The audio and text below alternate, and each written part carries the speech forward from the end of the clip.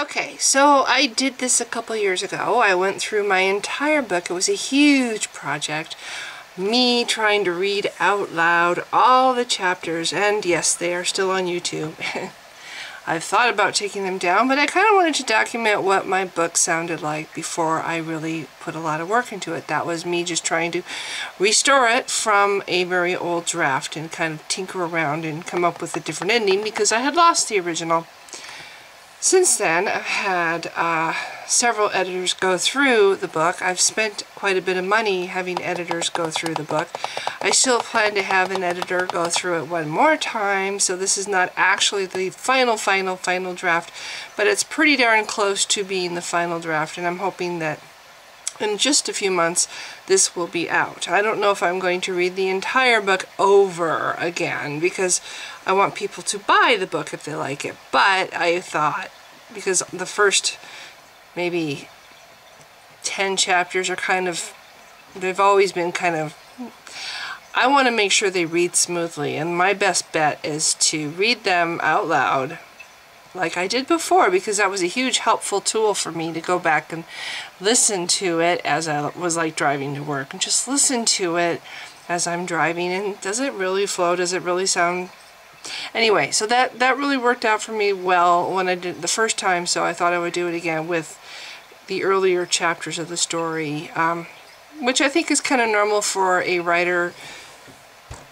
You have to get going. You have to find your pace and your stride and get going. Well, that's fine and well, but I want the first chapters to read as well as the last chapter, so that's the challenge.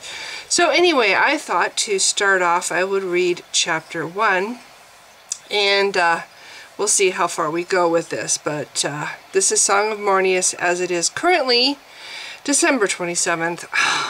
Oh, I'm sorry, it's still the 26th. We're almost to the 27th, 2016. So this is Song of Mornius chapter 1, the new revised edited version. Galen, run, said the ringing behind his ears, and Galen shook his head. His knees were folded to the side of his body where he sat, and as he watched, the red pool widened across the floor. Swallowing, he lowered his gaze to the axe on his lap, the rivulets of blood sliding along the flat, sharp tooth of the weapon he cradled. The silence dragged out as he stared at the strewn wreckage his fury had made. Above his head, the shaft of dusty light from the cabin's tiny window flooded in, brightening as the morning sun climbed to breach the mountain. With painful stiffness, he braced the axe's head against the floor and pushed against it, drawing his body into a crouch over its wooden handle.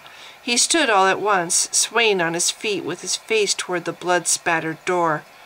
Run, he told himself, watching his fingers fumble to release the lock. Run, do it, run, he said under his breath as he opened the door. A blast of chill air struck his face, clearing his head. He blinked, dazzled by the dawn's white brilliance on the frosty ground. With the axe dragging behind him, he stumbled from the log shanty where his stepfather had lived, thrusting himself on instinct toward the jumble of wood that had once been a barn. Reaching the dilapidated structure of rotted boards, he hunkered low beneath what was left of the old doorway, tipping his head to avoid 2 of the 5 nails he had not been able to bend. He saw his bed, a long cattle feed trough which he had filled with leaves and straw, sitting against a wall beneath the cracked remains of the rafters. "I need you, Father," he called. The axe thumped against the soggy floor as he knelt beside the trough, and then began to dig through the debris he slept on with his free hand. "I can't do this alone." "Run," said the voice again between his ears, and Galen nodded, his fingers curling at last around the highly polished wood that was his staff. He yanked it from the moldering straw, raising its heavy crown to keep its blue-violet gem from the decaying floor. "No one can take you from me now," he said to the staff, recalling how his mother had given him the heirloom's name on the day she had died. "Mornius," he repeated, fingering the iron talons encasing the stone. He bowed his head and huddled over his knees, his ropes of matted hair swaying forward, hiding his face from the world. "I can't believe it," he whispered. "I murdered him." He paused, his stomach quivering. Trust me in this, Galen." The calm voice in his mind interjected. "You must run." For a moment more Galen hugged the staff, mesmerized as he peered into the depths of its black-laced crystal. How many times had he slept on his makeshift bed, transfixed by a sliver of moonlight through the splintered gaps above him. He had heard the staff's voice then, too, which had become his only friend, speaking to him in the dead of night to teach him about the world. "Father," he said to the staff's spirit, and not for the first time, "I need you with me." "I am," the voice avowed through the turmoil of his thoughts, and Galen, trembling, lifted his chin. He raised the staff, braced it in front of his knees, and stood. "Where shall I run to?" he asked the timbers jutting at him, the flattened side of the ancient barn where it had struck the trees during its long-ago drop from the sky. He frowned, looking down at his gray tunic and worn black leggings, the only clothing he had to keep him warm. There was the beaver coat above the trapdoor leading to the cellar, he recalled, and his stepfather's woolen hat. To get to them, he would have to re-enter the shanty and walk across its floor, stepping over things he would rather not see. He swallowed as he envisioned himself tripping and landing on his hands on something soft and still horribly warm. Galen ducked low as he exited the barn, then trudged back the way he had come, the axe's gory handle clenched in his right hand as he gripped Mornius with his left. Now, as he neared the eerie silence of the ramshackle cabin, he leaned on his staff for support. Outside the front window he stopped and lowered his head, rubbing his jaw along the shoulder of his tunic to scrape off the blood he felt drying in his beard. Then, sniffing the air, he caught a salty tang. As he cocked his head, he heard it, the faint buzzing of insects from under the door. Gagging, he staggered back, the barn and shanty spinning around his head. He dropped the axe. Then he was sprinting past the woodpile and into the forest, pelting as fast as he could. Down the steep slopes he ran, sliding and then leaping beneath the frosted alpine trees and the moaning wind, driving himself headlong from the scene of his crime, the site of Seth Laval's murder. His lungs burned in his chest, and still he pushed on, skidding through cloveleaf that stained his sleeves a dark blue. A tree's root stopped him, snagging the toe of his boot. With a yell he pitched forward, landing hard on his left shoulder. He rolled and then sat with his legs spread on the crinkly leaves, huddling beneath layers of overlapping branches.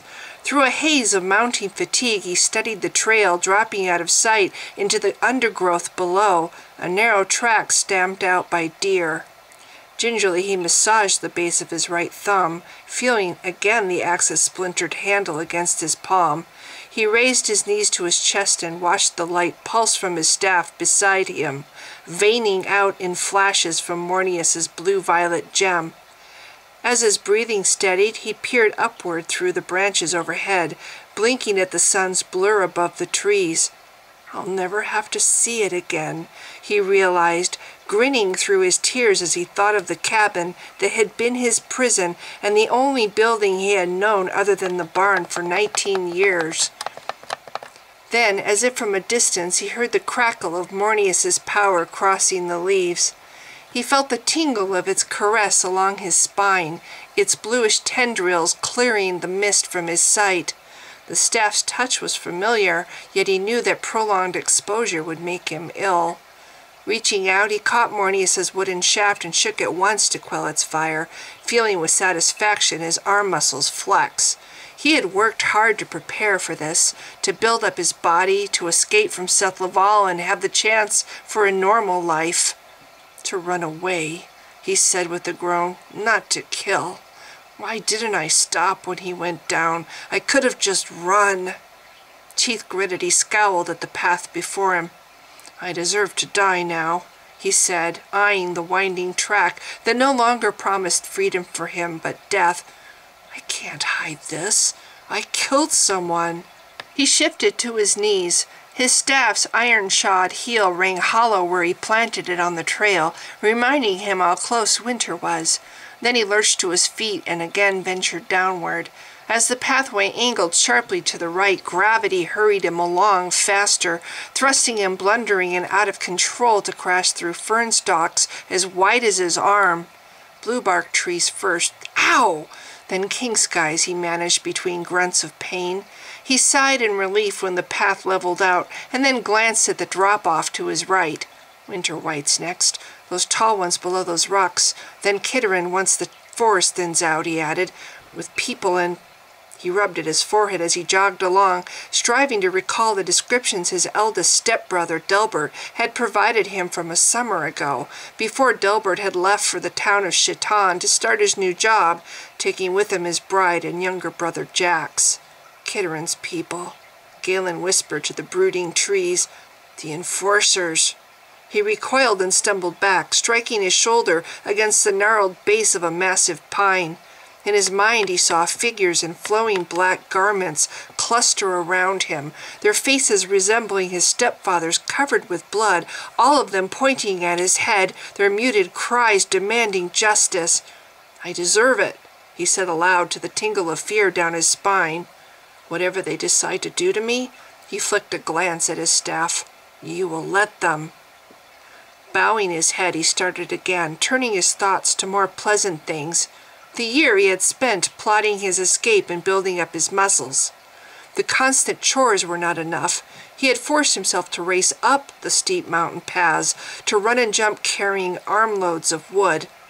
It's my fault she died, he thought as he remembered his mother. If I hadn't been born, she'd still be alive. Galen positioned the staff, bracing its heel against the ground below him as he climbed down a rocky protrusion. He shook his head, recalling himself at 8 years old, meeting Sarah, his mother, for the final time behind the barn. Never would he forget her tears as she placed the heavy staff in his hands. This was Garrick's, Sarah had said, stroking his hair as she held him close. The father you never knew. He never fought with this Galen, but your great-grandfather's father did. Mornius, that's its name. I kept it hidden for you in the ravine. Galen, Seth knows. I don't know how, but you must hide this again before he sees it. No matter what happens, never let that bastard or his sons near it. Promise me. Galen shivered as the drumming rain on his face brought him back to himself and to the growing awareness of how far he had traveled. He started and jerked to a stop, glimpsing for the first time the misty outlines of buildings beyond the trees, square shapes larger than any human-made thing he had ever seen. Hunkering low behind his staff, he watched as 3 rain-blurred figures appeared to stride between 2 buildings and then vanish from his sight. Fear locked him in place until the chill of the rain reached toward his bones, forcing him at last into motion. Trembling, he ventured through puddles of mud and over a narrow path of stone to press his palm against the back of the nearest building. Again he froze, staring at his gore-stained fingers, at his scarred wrist dripping red, and his tunic's gray sleeve marked with berry juice and blood. So much blood, he thought, glancing down. I look like a killer. He cringed, water streaming over his scalp. Cautiously he crept his way around the side of the building, collapsing at the base of its checkered green and white front. The citizens of Kitterin avoided the stony path where he crouched. They passed, splashing through the mud, with their gazes averted, shielded from the sight of him huddling in the storm. He imagined that to their eyes he was a vagrant, starving and off his head. Then a man stepped close, his leather belt creaking as he knelt down. Galen tensed and focused on his arms where they rested on his knees, and on the pinkish rain sluicing over his wrists. Then softly the stranger tapped his shoulder. "Hard times in Kitterin, aren't they?" he called. Galen slanted his gaze at the man's gentle face and immediately dropped his head. He steadied his hands, the pale white gleam of his knuckles beneath his freckled skin. "You'll freeze out here." The man bent close, water trickling in rivulets from leather guards across his shoulders and arms. "Why aren't you home?" "I don't have..." Galen thumped his soggy shoulders against the building. "I'm not from..." "What's all this you're covered with?" the man interrupted, and as Galen watched, the stranger slipped his calloused hand under his tunic sleeve, catching the tainted rainwater in his palm. "Blood," the man said, sniffing what he held. He tipped his hand and shook it, letting the red-streaked liquid flick to the stones. "What's happened to you?" he asked. "I see your bruises. Where are you bleeding from?" Galen stared at his knees.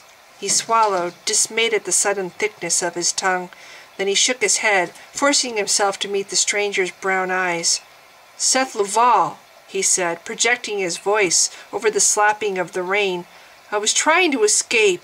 He wanted to kill me." The stranger frowned and leaned closer. "Kill you? Laval's just a drunk. Mean, yes, but I can't imagine he would..." "He kept me on Mount Deshea," Galen blurted.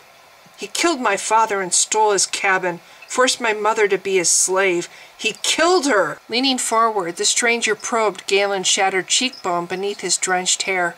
"You're talking about the smithy, right? I had no idea he had a stepson." Eyes closed, Galen nodded. "Why would Laval kill your mother?" he heard the older man's voice inquire. "Why would he want to kill you?" Galen shivered. Numb from exposure as he was, he still felt the hungry winter closing its teeth on late fall. "I tried to escape, that's why," he said, raising his voice again above the storm. "When he caught me, I grabbed what I could, the axe he had on the table." He flinched as the man's strong finger snared his left wrist, pushing back the threadbare sleeve of his soaked tunic. At the stranger's touch he shuddered, watching how the man traced the jagged scars marring his skin. "Years," said the man, his quiet voice barely audible, and Galen, embarrassed, jerked back his hand. "Please," he said, "I must see the enforcers. I left him dead on the floor. I can't go back there." "We'll sort that out later," the man said.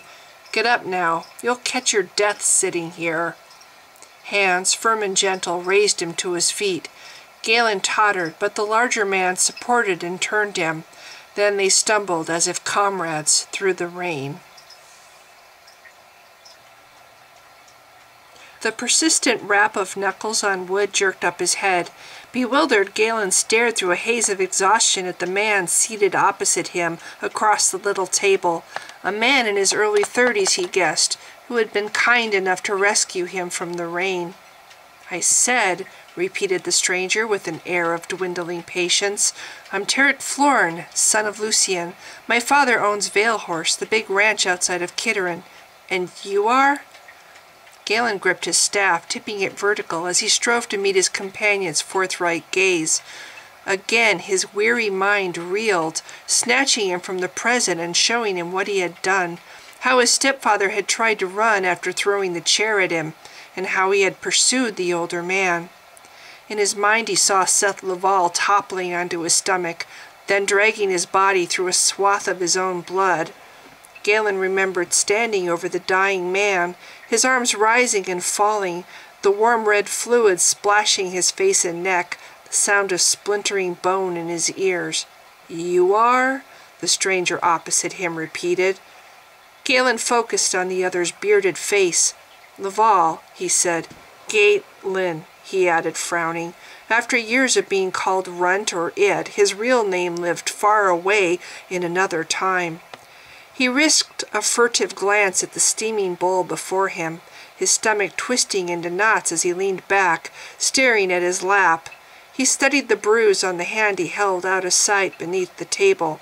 Almost he could feel the axe's handle in his grasp, the weight of its head adding momentum to his strokes.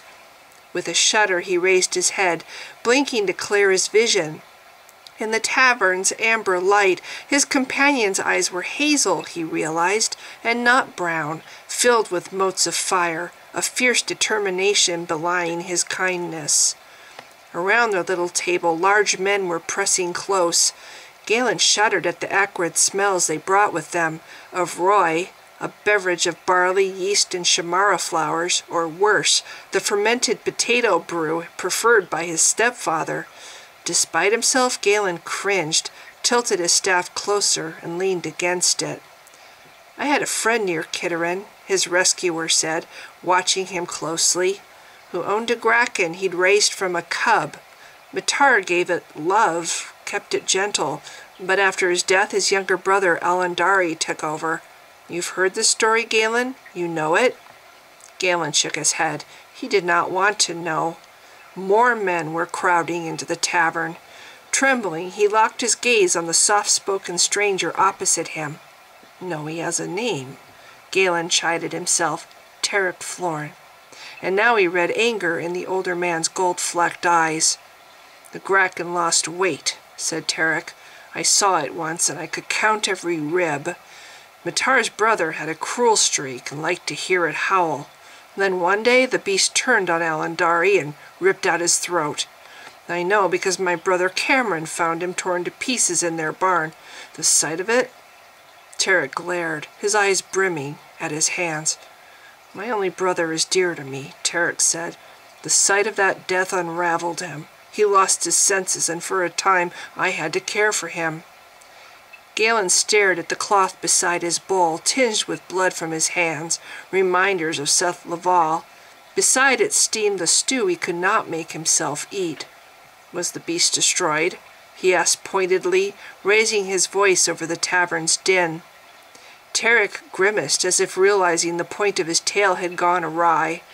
Watching him, Galen picked up his wooden spoon at last and dunked it into his stew. "Eat up," said Tarek, reaching to tap his fingers, toying with the utensil. "We need to talk." Galen studied his food while the older man ate, again letting his mind wander. With a practiced shake, he dropped his auburn hair over his eyes, and then flicked a glance out the window at the twilight rain. Tarek, he thought, squinting at the man across the table. Distracted by the tavern's noise, Galen cast about him at the faces of the men and women standing near. "Does Seth Laval come here?" he wondered. "How many of these people know him?" As Tarek set aside his spoon, Galen peered at him from under his matted hair. "Please, I have to confess," Galen said finally. "I can't live with what I've done. The enforcers would listen to you." Tarek frowned at his hands and wiped them calmly with his napkin. "Am I to understand that you're asking to die?" Galen looked at the untouched bowl before him and nodded. "Well, you can forget it," Tarek snapped. "We don't kill people for defending themselves." Leaning his weight against the creaky back of his chair, Tarek eyed him. "If you were stronger, I'd recruit you," he mused aloud. "I need warriors, criminals or not. You have no home and nowhere to go. I'd take you on, but for your safety I can't let myself—" "That's fine," Galen interjected, glancing at his staff's iron crown above his head. "I don't want to be a burden." "Let me finish." Tarek reached across the table, and Galen stiffened as the larger man, with a sudden hard grimace, brushed aside his knotted hair. "You're no warrior," said Tarek, studying him, "and I'm headed to battle against things you wouldn't believe. Magic-warped humans we call Dax. They're all muscle and toughened skin, strong and hard to kill. Some have wings, all have poisonous spines. The cult that makes them, Erebos' slavers." Tarek shook his head. "I'd be putting you at risk. My father has charged me with protecting Kitterin as well as Veilhorse. I will not cause the deaths of unskilled men." "I'm strong enough," Galen said. "I could learn to fight." Anxiously he fingered his staff. "I could care for your animals until I do." "You're what, 16? Tarek paused, lifting his tankard to sip at its contents, a spicy mulled wine. "You'd look even younger if we washed your face. You've hardly any beard." 19, said Galen with a toss of his chin. "I'm 19. Angrily he fingered the right side of his jaw. "I was burned here, so now it won't grow, that's all."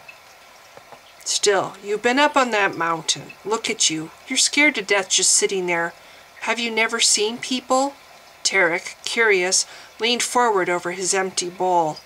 Galen met his eyes. "No," he admitted, trembling. "I've never seen anyone." Tarek stared back.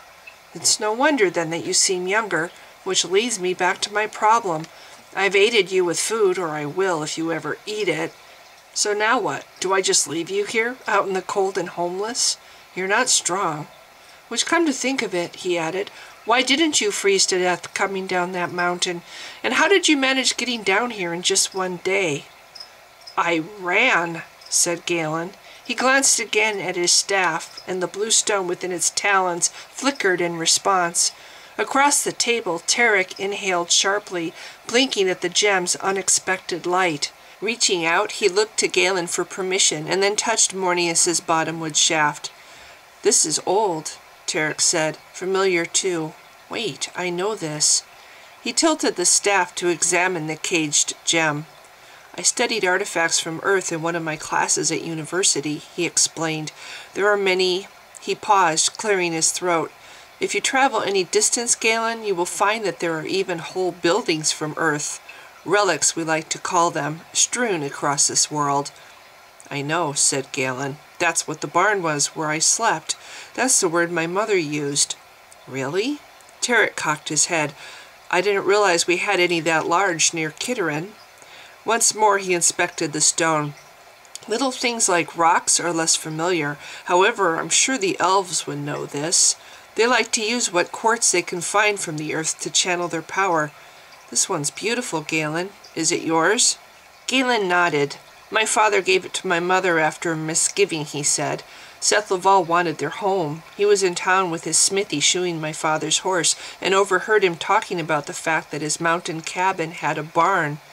So he came that night and slit my father's throat. He didn't see until the next day that the barn my father talked about wasn't for a cabin." Tarek, scowling at his bowl, shook his head. "I never liked that man," he said. "I saw him trying to shoe a fractious colt once. He got mad at the little beast and threw a hammer at its head. He missed his target, of course, drunk as I'm sure he was, but still." Tarek clicked his tongue. "I guess it shouldn't surprise me." Galen sighed. "Before her death, my mother told me that my great-grandfather's father fought with this staff. She didn't tell me how, just that he was the first who did. Sometimes the staff helps me too, and I can't explain. But today was different," he said. "I got here by myself." "It has a name. Did you know that?" Tarek asked. "If I'm not mistaken, this is Mornius you carry, and that gem is called the Sky Stone. A relic, as I said, from the earth. It contains— I didn't realize the stone had a—" Galen blinked, seeing the sudden intensity of Tarek's expression, the flicker of his glance in warning. The older man stared past him and up, his eyes going hard. Then Galen heard the slow creaking of the floorboards beneath him. He sensed the presence of someone large and very masculine close behind, looming over his head. "You're Florin, the one with the army, right?" At the man's voice, raucous and slurred from too much ale, Galen cringed. For one wild moment he feared Seth Laval had reassembled himself and trailed him down the mountain. "Not an army," Tarek corrected, leaning back in his chair to glare up. "A company of men hired to defend my father's ranch, as well as Kitterin itself, and you." "So the recluse gave you a job, did he?" the big man snarled. "How nice. Did he give you those fancy titles too, Commander?" Tarek nodded. As a matter of fact, he did. He thought the younger men would respond better. You talked my brother into joining you, and now he's dead, isn't he? Why else wouldn't he return with you? With a slight shake of his head, Tarek motioned Galen to stay still. Then, standing, he thrust back his chair. Your brother had a mind of his own, Lars. Fayen Brodel wanted to fight. Death is coming for Kitterin too, and he wanted to stop it. For Kitterin too, you say? Hands clenched, the big man leaned into Galen's peripheral vision, and Galen shivered at the fury he saw on the man's face. Death for Kitterin. Is that the lie you're telling these days? The man barked to laugh. Is that what you're telling this? Hades blazes, what a stink! What's this filth you've got here? His head's crawling. Someone, snapped Tarek, I'd prefer to sit with more than you, and yes, death for all of us, or worse. People don't just die, you know. They're changed into Dax, or Bodax as we once called them. Ever see one, Lars? I have. During my stay at university, I saw paintings of creatures, monsters from Earth we called demons, and that's what they look like. Is that how Fayen was killed? The man returned, fighting your monsters for you? You think your little band can stop them, but all you do is destroy more good men, as you destroyed my brother. What's your count up to now, lordling? 50? 60 men? Against what, thousands? 122 last time I checked. Tarek softened his voice. Look, I'm very sorry about your brother, but he died defending his home. We fight the cult, Lars, my volunteers and the men my father hired, which is more than you do sitting here waiting for them to take you. If people like you weren't so blind, fight with ignorant children? Galen blinked as the second man launched himself at Tarek's back. Larger than the first, he had circled around while Lars spoke. As Tarek fell under the jabs of his attacker's fists, the bar's patrons threw back their chairs and stood. From a shadowed niche beside the bar, 4 men leaped to Tarek's aid. Clad in garments stained with travel, they charged into the battle with their fists flailing, their swords drawn. Heart-pounding, Galen bolted from his chair. Sounds of combat filled the little room, driving him cowering into a corner. Tarek, clambering to his feet, managed to throw a punch at the largest man before an arm hooked him around his neck. As Tarek went rigid, Galen saw Lars Brodel behind him, holding him fast. Frozen with dread, Galen watched Brodel draw his sword, bend Tarek backward, and then with deliberate slowness stab his blade through Tarek's back. Yelling and frantic, 2 men sprang to Tarek's defense, hammering at the wide shoulders of his attacker. Ignoring them, Brodel adjusted his stance to support Tarek's weight, then viciously twisted the blade. With blood on his lips, Tarek slid to the floor. Galen stared at the red pool spreading out from under his benefactor's ribs. It reminded him of his capacity for violence, the life he had taken earlier that day. In his hands, his staff trembled, its blue stone flaring above him. He felt his awareness break from his body, as though an unfamiliar other came to manipulate his bones. As an observer, he watched himself dart across the creaky floor and then crawl beneath the battling men. Galen, cringing by Tarek's side, clutched at his staff. On his hands and knees he clung to the wounded man, the room spinning fast around him. The shouts from the combatants muted above his head, their movements slowed. Far in the distance he heard a fathomless voice as pressure mounted in his chest, threatening to tear him apart. Desperate for air, Galen, mastering his body once more, seized Tarek's forearm. He hauled at the armored man's dead weight with all the strength he could muster one-handed. "Hang on!" he yelled. Muscles burned over his bruised ribs, paining him deeply in his left shoulder as he heaved backward. Through the doorway he struggled, dragging the wounded Tarek out into the icy rain. Then he knelt. "You're filth, you know that?" came Seth Laval's voice from the storm of his past. "You miserable runt! Why did I ever let you live? I have no—" Galen hammered his left fist against the flagstones beside his knee, pounding until his fingernails bit into his palm. He shuddered as the pain cleared his head. "You listened," he told Tarek, bending over the stricken man. You wanted to help me. As Galen gripped Mornius, the agony in his chest shifted to his arm and then to his fingers, forcing his right hand downward, bringing the weight of the Skystone to bear against his companion's gushing wound. Power blasted from the stone, forming a cool, silvery current under the driving rain. Eyes closed, Galen threw back his head, his writhing body taken by a force known only from his dreams. A comforting darkness settled upon him, and he sensed himself falling. Dimly he felt the shock of his shoulders striking the stony path. He managed to breath through the pain, and then two. He felt an arm slide under his shoulders, lifting him into a seated position. Dazed, Galen blinked at the figure kneeling beside him, a man's blurry face he could not make out. "I should die," he murmured. "I've killed someone." "After you saved my life? I think not." Galen started as he recognized Tarek supporting his back. "You're alive? What happened? What did I do?" "For now I am," said Tarek. "And you're a healer, I see. Well, now I know." "Know what?" Reaching out, his hands tingling, Galen searched the wet stones and the mud for his staff. Tarek chuckled. "What you might do for my men."